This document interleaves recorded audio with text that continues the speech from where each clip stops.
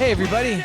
Welcome back to Spider Sound Off. This is Tom. And this is Porter. We are back in Henrico Studios on a sad Sunday afternoon as we just came back from the Robins Center and watching the women's team take a beating from Fairfield. Yeah, it's the first time we've ever done the pod on game day where we're doing it after a loss. Yeah, it's a different feeling. This is a different feeling because we're fans. At the end of the day, we love the program. We're trying to help the program, but we also are fans. And so just like you guys, I definitely don't ever get on the message board after a loss. I let it go for 24 hours. But we're going to pod today, and I think we're going to do our best to not be down. So hey, well, to take a good thing from it, I grew up in Connecticut, so go Fairfield. Yeah, Connecticut. No. I mean, all credit to Fairfield. I mean, they played. I like the town of Fairfield. I have friends who live there, so Fairfield's a nice town. They played a heck of a game. They lost on Friday night to Howard, and I was worried because after that loss, they actually had to get this win in order to keep their postseason at-large aspirations alive. And they're a very good team, and a very good team comes in with a little extra motivation and a spring in their step, and you have to play your very best game to beat them. And I mean, we didn't play our best game today. Fairfield played a heck of a game, unconscious from three-point land. Yeah, that's right. We couldn't. Coach tried a couple different defenses, and none of them, I think, were as successful as he was hoping. He wasn't a very happy guy on the sideline. We just really couldn't guard the three well. It wasn't that all of their shots were like right in our face with they were doing things that we were just a step slow every now and then, and because they were getting open from three. I mean, they hit some contested ones too, which is always a backbreaker, but they were hitting a lot of open threes, and we missed our equivalent that they made. In the post-game presser, Coach said, I think he said we were minus 30 from beyond the arc, meaning they outscored us by 30 points behind the three-point arc. We talked about a number of different things. My question to him and to Allie and Rachel, who also did a post-game presser, was simply like, how do you move quickly to get past a game like this so that you can get prepared? Because we have a tough schedule coming up. We got Bethune coming up. We got the tournament in Henrico. Well, we've got a week off. Yeah, we do have some time off. But like you gotta put this game. That's behind good and you. bad having the time off. Right? It is. Yeah. It's not a game on Wednesday that they can recover and kind of really forget about this one. Yeah, you got to put the game behind you and you got to move forward. This was, every now and again, it's these are college kids playing basketball, and you get a group of college kids that really are on top of the mountain for a second, coming in and playing their best game, and this happens. It's not a fatal result by any means. It's a tough loss for us. But we've had tough losses in the past and responded really, really well. Coach, to his credit, said there's a lot still to look at and review and work on. He's like, we got to go back and look at the tape. We got to play better. We got to coach better. We got to figure some things out. So I'm not ready to put this one behind me yet. But he said, I know what you're trying to say, which is like we still got a lot of basketball ahead of us, and we got to be ready for it. Well, it reminds me too when we talked to Allie, was it 2 weeks ago? She mentioned how it was a game that they won, but mentioned how they're coming out slow and they've got to figure out how to come out stronger, and not just because they've been a great second half team and not a great first half team. And right. So you play a team that's super hot from three. You are slow coming out of the gate. That combination just had us behind by a lot early, and the second quarter was no better. And the third quarter was tough a too. Little better. Yeah. But let me give you these 3-point lines. First quarter, Fairfield 6 of 7, 86%, sorry. Second quarter, 7 of 11, which is 63% for the quarter.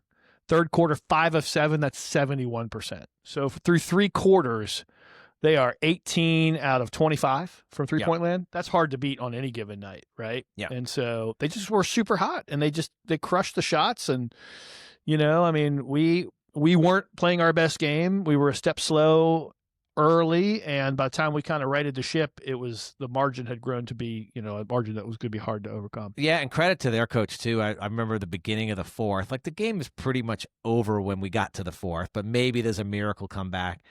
and we're out guarding their threes. And I think 2 plays in a row, they had like a cut inside for a layup. Yeah.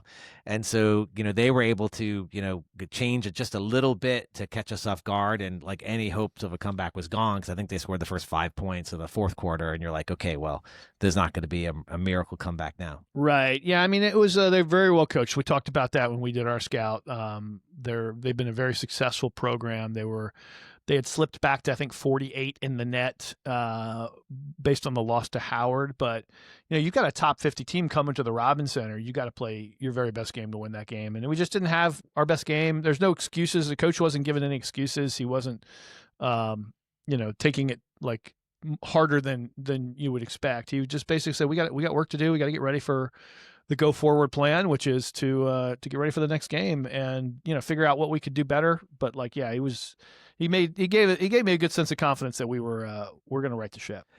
Okay, well, let's kind of try to forget that ourselves and give a little have a little excitement for the rest of the pod. Can I tell you one little funny quip I gave Coach? So I got the chance after the presser to pull him aside and just say, hey, one idea for getting past this quickly might be just to say, we're gonna burn the grays, which is the uniforms that the coaches were wearing. They brought the gray sweats out today. I didn't love the grays. I got to be honest with you. I love the red sweats, the white sweats, and the blues, but I didn't love the color. And I said it before the game. I'm like, I can't say I love that color on us. But I don't know if they will or not. But I mean, hopefully, whatever color we choose for the next game, we come out and give them our best shot. Oh, one other note too. I mean, and this is kind of like where I think one of the reasons Tom and I love doing this podcast is because we have such a special ladies team and they're so good. We want to see them do as well as possible. At the end of that game, in the stands, I'm walking out after the press conference. So now we're 30 minutes past the end of the game, and there's Maggie Dugan talking to little kids in the stands as an ambassador of the game, helping to build the game for the next generation. And it just reminds me of like why I'm so invested in this ladies team. I mean, they work hard on the court. They also work hard off the court to build their brand, and they're just good people. So they'll get it fixed. We got the best mid-major coaching staff in America. We'll right this ship. This is a bad loss, not just because it was painful, but this is a good team that we played, and they got our number today in the round. Yeah, and there's a lot of season to go. Reminds me, I mean, a totally different game. Obviously, we lost on a last-second shot last year, but we had that loss to Georgetown. They weren't a strong rated team, and we came back from that and had a great season and a really historical season. We very much still in the hunt for an at-large bid on the ladies' side. I think we gotta play better than we played tonight, no question. But I'm not reading too much into it that it's it's not fatalistic or anything. Okay, let's jump to the men's game because they had a nice win, a tough, maybe tighter than expected, but a good win on Saturday. Porter, I give you credit when we last did our pod and we were talking about some of these tribute bands that were playing. You said, hey, maybe we'll have a Wonder Walz. Yes. And Walz really came out. He had a great game. Best game of the year. Yeah, I mean, he played really, really well. I mean, his rebounding efficiency has been off the chart. I think he's like, I looked it up this morning. He is top, I want to say 40 in both defensive and offensive rebounding efficiency in the country. Yep. So he's playing a really, really good. He's just cleaning up the boards really well. So I give Mike credit for that. His offensive game showed up. I think he had 16 points in that game. Really, really solid effort all around from everybody in the paint. We dominated that game in the paint. Yeah, it's interesting. Another game we out-rebounded the opponent. That's becoming a consistent thing with this team, which is not what we're used to. Right. Now, again, we're not in A-10 play yet, so we'll see how that changes. So to clarify that Walz stat for a second, Walz is 44th in the nation in offensive rebound percentage, according to Ken Pom, and 30th in the nation in defensive rebounding percentage. That's just really solid work on the boards for him. So credit to him for that. He's doing a great job. And no three-point attempts. So that was all inside from Walz. So 16 points, no three-pointers, no 75-foot shots either. I guess he's not planning to bring that out every game, but a great game from Walz. Daughtry had a great game too, so inside was really a big part of it. Yeah, I think we scored 50 points in the paint. Yeah, I think that's right in that game. But Daughtry, his plus minus for the game was plus 21. So talk about being effective when you're on the court. Plus 21. I got a chance to do that post game presser as well with Coach Mooney. And first thing I said to him was, Coach, I actually really love your jacket. I love that red jacket with that kind of blue shirt. Nice look. He's definitely gone the Versace route. And also he's winning, so you give him credit, right? He's dressing for success, and he's winning, which, what do you want to say? Like the guy's got it figured out right now. So I actually asked him a question like, how encouraged are you that you won this game in a different way? We didn't shoot the three well at all in that game. And our free throws in the first half were atrocious. Yeah. But we went out and we beat them, and we beat them because we dominated them in the paint. So now we've seen us win because we can shoot the three ball. We've seen us. We're good from the foul line. We've been really good all year from the foul line. But both of those things were missing in action, and we still win the game, which is just really encouraging for me. Yeah. Hats off to Rumaglu, who played a really good first half. I mean, he had really good energy on the floor, defensive energy specifically. I thought his first half was really good. He's always good in rebounding. It's like when he first came in, before we saw him at all, there was hey, he's going to be this massive 3-point threat, and that hasn't turned out to be true. But right. he's our best rebounder when it comes to being that power forward who you can count on getting 7-8 rebounds a game. He's been great. Mooney brought up a good point too in the post game. He said, Rumaglu is, because he's bigger, he can rebound well, but he also is faster than a lot of our bigs, so he can cover that mid-range guy who has the cutting moves to the basket. So he gives you two dimensions on defense, which is a nice thing. So Rumaglu, we'll give you credit. That was a great game you played. Talk about Aiden Argabright for a second. Yeah, I finally got a chance to ask my question. He was the guy who did the post-game presser. Yeah, so you always are giving him credit for how easily he seems to get fouled. I just the kid has an uncanny ability to draw fouls, and he had 13 attempts from the foul line in the game. It's two things. One, he's so fast. He's just so fast with the ball. So you to stay with him, you have to really, try all the tricks because he's just that fast. But, if you make contact, he's got great body animation is what I'll say, where he lets the ref know that a contact occurred. And I don't know where he got that skill from. He said in the post game that it's something that he was just born with. But he was born. He's born with the ability to let people know when contact has occurred. I'm picturing him being like a baby in his crib, and like a ref in a corner blowing the whistle, being like foul. Mom is rocking the crib, right. And he's over exaggerating the movement. I like it. I like it. I don't know what he's doing, but it's impressive. The thing about Argabright, keep in mind, he's got three good point guards or guys who can play the one ahead of him on the roster. He's forced his way into meaningful minutes and meaningful contributions by how good he is. So, I mean, he's just a special player. And I mean, if Argabright builds his career at Richmond over the next 4 years, he'll go down in Richmond history. I can almost guarantee you that. Okay, can we talk about something bad that happened Saturday? Sure. Okay, I'm going to bring back a segment from, a month ago. What's wrong with you people? What's wrong with you people? Turn that frown upside down, or at least don't be a moron. What's wrong with you people? What's wrong with you people? At halftime, there was the advertised mascot game. Okay. Now, I know we've joked about the A10 having their teams have the first team and second team have 6 players. Mm-hmm. Well, this was a game, a full court game that was 3-on-2 of mascots. Okay, so I'm sure that wasn't the plan. So when it was, at some point you create your promotions. We've had the mascot game before, which I've typically enjoyed because you get to see the giant pizza slice throw a pass off the head of Webster. Oh, man.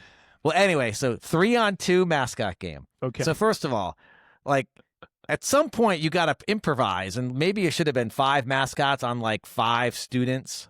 There was a way to come up with something better, or make it a 3-point contest, or do something when you only have 5. Second, what's wrong with all the other mascots in this town that didn't participate? And don't tell me there was the Christmas parade or some other excuse. There was it was long since over before the game started. There was no Nutsy. There was no Kickaroo, and Kickaroo is usually the MVP of this game. Really? Because he's basically he doesn't have the giant head where the eyes are 3 feet below it. There's usually a pizza slice. There was no pizza slice. I think that's like the Papa John's mascot. Like where? I mean, I have a friend from high school who was a mascot at their college, so I know there's like an athletic part to being a mascot and really being good at it when you're at the stadium. But all we needed was 5 people. Man. All we needed was 5 people. Any 5 people in costumes. Like you could get any sort of mascot. Technically, costume. you need 6 to be 3-on-3. So Well, I'm saying just that's right. So I'm sorry, like that. No one goes. The good thing is no one goes to the men's or women's expecting like an NBA halftime show. Right. Every now and then we get really lucky. We saw the girl flipping bowls on her head a few years ago from a tricycle, which was like she's after coming to Richmond, she became like a superstar in that sort of world. The bowl flipping tricycle riding That's world. like she was on America's Got Talent at some point. Okay. I think. But anyway, like, what's wrong with you people? We do not need 3-on-2 mascot games at halftime. 2 ideas for you. Number 1, next year D Hall came to the game with me, so because you were missing in action with your band practice. But D Hall could be the Spider Sound Off mascot. We just have to find a good costume for him. Yeah, if we'd love ideas of what the Spider Sound Off mascot should look like. And let me tell you something, folks. We can design one. D Hall is money from 3. That's all I'll say. He will hit the 3 ball. So there you go. Well, anyway, so great result on Saturday as long as you didn't watch halftime. Yeah, I mean, look, we beat them by 9, but they got a key player back that they had been missing who had a big game against us. So they're, I think, 215 when I last checked in Ken Palm. They will move up with that player back. They're a better team than 215 in the country. I saw a good ODU team play that game. We always get, it seems like these in-state rivals' best effort, but that was a good ODU team. We moved up to 85 in the net. Or I guess we were 77. We moved back a little bit with the ODU win, but we're still 85 in the net, which is kind of where you want to be right now. 8-1. The crowd itself, let's talk about the crowd in general. It was a good crowd for 12:30 on Saturday. I think 4,600 was announced attendance. A lot of people in the stands supporting the Spiders, so that was good. Or they were there for the mascot game. Or they were there for the mascot game, right? What was missing in action was the student section. Yeah. And this has been a recurring thing. We have a student count for you. I know it's exam week. It's a 12:30 Saturday game. I don't think people are doing 12:30 exams on Saturday. You need a break. Come out and support your team. There were 45 people in the student section this week, 23 of which were the women's field hockey team, which were being honored at the 8-minute mark in the first half for their successful season. So after they got their award, they left. So we were down to 22 students for the rest of the game. Credit those 22 who showed up. We love the fact that you're there supporting the team. We want students to feel as passionate about the team as we do. There's a different energy when the students are in the building. We need you there. So if we have any student listeners, try to bring your friends out to the game. Let's start to build the ecosystem around both of these teams, honestly, the men's and the women's. They're both special teams. They deserve our support.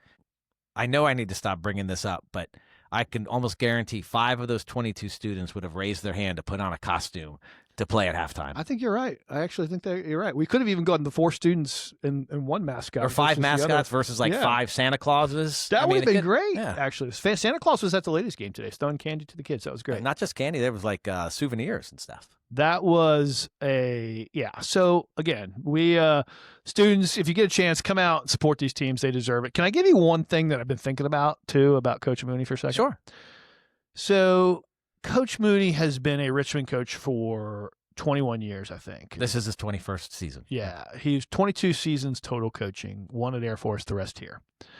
I went back and I looked at his Ken Palm coaching page, and for 21 years in a row, he has been, and he de-emphasizes this, so there's a reason for it, probably one of the bottom quartile offensive rebounding teams in the nation by design, because the team would, if they missed a shot, would retreat on defense to set up their specialized, kind of zone defense or switching defense. So it's an intentional thing that he de-emphasized. Last year, we know we had the bad season, right? This year, he's got a different team. He's completely changed his coaching style after 21 years to go after something different, which I think is a really impressive thing we need to talk about, because we're now in the top half in the nation in offensive rebounding. We go for those boards. We have a lot of size, a lot of physicality inside, and it's making a difference. It really is. It's harder to kind of prepare for Richmond because Coach Mooney has shifted and changed with the talent that he has. So I give him credit for this. You told me he said something in, I think it was the press conference on Saturday, the post-game conference, where he was talking about Daughtry, and he was saying how both Daughtry is still learning to fit into the Richmond system, and the system or coach is learning how to fit in Daughtry. So Yeah, it's that was kind of an admission that like they're still figuring it out because he's such an impactful player in like the 17, 18, 19 minutes he's playing, and you could tell and that's great to hear. Like they're still working on it. Like you're 8-1, but in a sense, like there's a lot more we can get from our inside game as our offense continues to evolve with these new players. Yeah, that came from a couple of games back, but you're right. That's exactly what he said. And so it's like, we're trying to figure out how to harness his skill and his special superpower, but at the same time, we're trying to help to get him to play within the system the way that it'll maximize the system, which is why I feel like this team still has another step to take. I mean, the men's team, I think, is really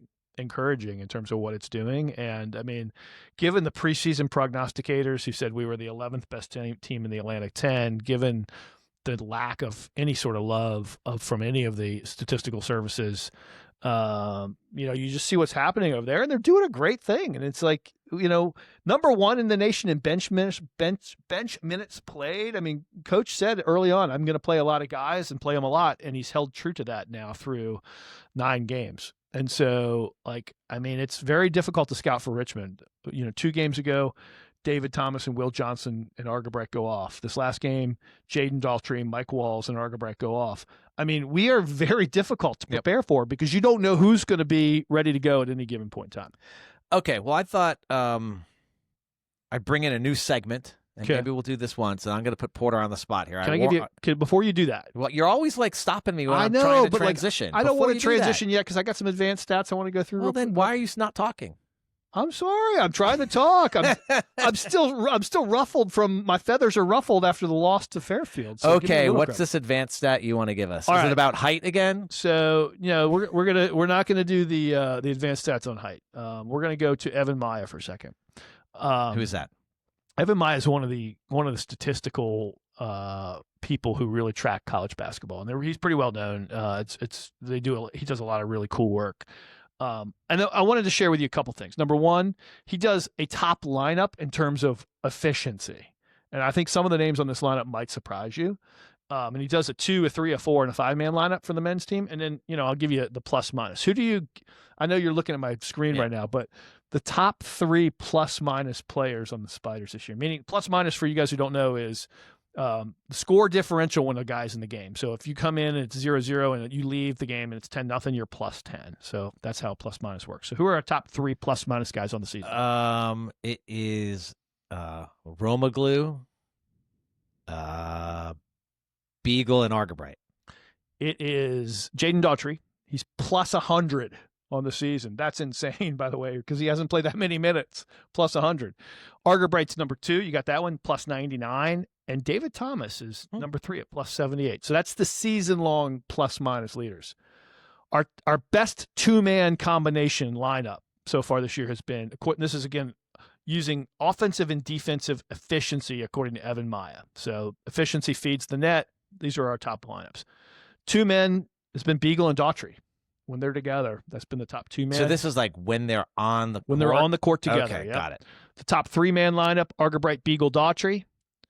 Top 4-man lineup, Argabright, Beagle, Rumaglu, and Thomas. Interesting. And the top 5-man lineup, Argabright, Beagle, Daughtry, Rumaglu, and Thomas. So interesting just numbers and advanced stats from Evan Maya on, efficiency plus minus. By the way, I'll throw that is 5 players off the bench. Yeah, you're right. You're right. And we've seen the bench outscoring our starters, and that doesn't, it's a little bit, the starting lineup doesn't mean that much. I hadn't thought about that. But yeah, that's pretty impressive. That's our 5 guys off the bench. And Mooney made a comment at the end of the presser. He said, we're trying to tell the guys that this heavy shift strategy works best the last 5 minutes of the game when we have fresh legs and everybody else has been running hard. So that's an interesting thing. Last note for you before you get into whatever your segment you're about to launch on me, which I have no idea what you're going to say next. So the Daughtry and Argabright plus 100, plus 99 are also top 10 in the A10 and plus minus. So that's another little advanced stat for you. So kind of a fun with data there for you. Yeah, I'm always curious with plus minus because I if you're, we looked at the women's plus minus. Obviously, like we lost by a bunch today. So guess what? All of our starters had really large minus numbers next to them. Now that gets offset, obviously, with all their plus numbers from prior games. But it is when you've got players playing 20 minutes and you're winning, are you more likely going to have kind of a lot of pluses across the board and spread out versus when you've got, 4 guys that are playing 30 minutes. I know it's the same amount of time in total for the team, but I'm just curious of how does that, when you've got fresher legs, does it give you a little... It's certainly situational. Like if you play a guy, who comes in at the end of the game when you're up 20 points and, we expand the margin, he's going to have a nice plus minus. But over time, if you take it in the aggregate, it shows effectiveness over time. So that's why I wanted to share you on the season versus an individual game. Yeah, Daughtry went plus 21 in this last game, but he's plus 100 for the season. So the team is winning when Daughtry is on the floor over and over again. Yeah, the thing that's also interesting to remember is that I was trying to think of what are some things we can talk about? Oh, we're not even a third through the season yet. Like I realized it's not like we still got a couple games to get to where we could say, hey, we're a third through the season. And so it's still really early. We love how the men's team is playing. And in general, we love how the women's team is playing as well outside of this bad loss today. But it's still super early. And I think we hope in 10 games from now, we're still of the same opinion that both teams are playing great, and we've got kind of big aspirations of whether it's at large or winning the tournament. But there's so much time to go. It's promising, but I don't think either of us are betting all of our savings on what either team is doing because it's just early. It is early. Both teams, again, 7-3 for the women, 8-1 for the men, are playing well. And that's really encouraging as a Spider basketball fan, right? That's why we need to support them. That's why we need to come out. They're playing well. So okay, so this is my new segment. I'm putting Porter on the spot. It's I'm going to give you a statement, and you have to say whether it's an overreaction or it's real, with a little commentary as to why. Okay. Okay, the first one, and these are both men and... Are we going to be able to edit this out if I don't like it? Yeah, sure. Okay. The Belmont win proved the men are a legitimate A10 title contender. Overreaction or real? Oh, it's real. It's real. You win a game on the road against a really good team, that tells you can do that. So that tells us we could win the A10, yes. Okay, great. Maggie is on track to finish as the greatest women's player in program history. Well, I've already said that, so yeah, that's 100% real. Okay. I'm starting with the easier ones. Yeah. Alicia Newell will make the A10 all-defensive team this season. I still think yes. It wasn't our best game today, shutting down their best player, but I think yes, she'll make the all-defense team. Okay, that's a little tougher. So the women lost today at home, first home loss since Texas. Yes. About a year ago. The women won't lose another home game this season. Overreaction or real? It's an overreaction. We've got some good teams. Rhode Island's really good. I don't know if we play them at home or not this year. George Mason, St. Joe's, Davidson's really good. So there's 4 good teams in the A10 that could come in and beat us. So I'm going to say overreaction. Okay. Both teams, men and women, will finish with net rankings inside the top 60. Overreaction or real? Oh, wow. That's a tough one. I assume it's tough on one side. Yeah, I think the women will be there. Tougher on one side. I think the men, it's so hard to be in the top 60. I only have 2 A10 teams there right now. I'm going to say, you know what? I'm going to support our men's team because they're playing so well. I'm going to say that's real. Okay, nice. Okay, this is getting a little personal. You ready? Oh, here we go. Porter only calls Belmont a quad 1 win because he likes saying the word quad. Overreaction? I don't even know what that means, but I'm going to say that's overreaction. Okay. 2 more. Spider Sound Off is now getting scouted by opposing teams because the intel is too good. That's real. That's 100% real. That's yeah. true. We'll check our Connecticut listens, actually, coming into this week. That's true. But I guarantee you that's real. Okay, and last one. Tom and Porter are now officially a top 50 mid-major basketball podcast. Ooh. Overreaction or real? I think that's real, actually. Top 50 mid-major. I don't know how we would ever rank that. Are there even 50 mid-major podcasts? Well, we know there's 7 in the A10, so probably are. It's probably about 50. And we're probably in the top 50 then, right? So that's real, 100%. That's right. So Question is, are we top 10? That's the better question. yeah, we need to have our own like net rankings Right. for obscure podcasts like ourselves. Well, I mean, at the end of the day, it's fun because we actually had a fan come up and thank us for doing it today during the women's game, which just look, at the end of the day, we're doing this. We're not making money, obviously. We're just trying to help the programs. We're also trying to stay as real as possible, so you guys want to listen. So we're fans. We're gonna say when we don't agree with a coaching decision, we'll say it, right? We're gonna try to be as real and authentic as possible, but at the same time, we do at the end of the day have the best interest of the programs in mind because we want to see them win. Yeah, so both teams kind of have a week off till their next game. We'll be back at you soon with some amazing content. We're not sure exactly what it is yet, but we're working on some good content for a midweek episode. Obviously, we've got the games to talk about this weekend. Or coming up, but also hopefully some interesting other topics we can get into. See what our crack research team comes up with. We'll come up with some more good stuff for you guys to keep you interested in Richmond basketball, talking it all the time. Again, tough result today for the ladies. Great result for the men this weekend. Both teams have a week off till next weekend before they play again. So we'll come back at you with some good stuff, hopefully. Yeah, and so until next time, this is Tom. And this is Porter. And this is Spider sounding off. See ya.